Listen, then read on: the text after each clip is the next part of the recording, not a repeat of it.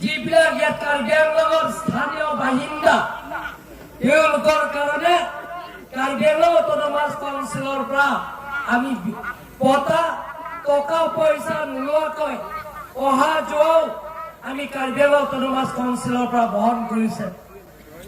কোনো ৰাজ্যতে এনেধৰণৰ বিনামূলীয়া পতা বিতৰণ কৰা আমি দেখা নাই আৰু শুনা নাই।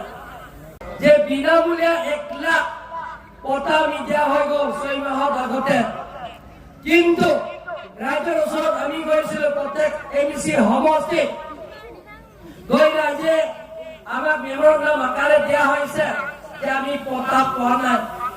বহুত কেইজন পৰিয়ালে পতা নোপোৱাৰ কাৰণে আমি সিদ্ধান্ত লৈছো যে কাৰ্বি আংলঙৰ যিবিলাকৰ 1951-52 পৰা বসবাস কৰা স্থানীয় ৰাইজক আমি বিনামূলীয়া পতা দিবৰ কাৰণে 1 লাখ পৰিয়ালৰ পতা দিবৰ কাৰণে আমি সিদ্ধান্ত লৈছো।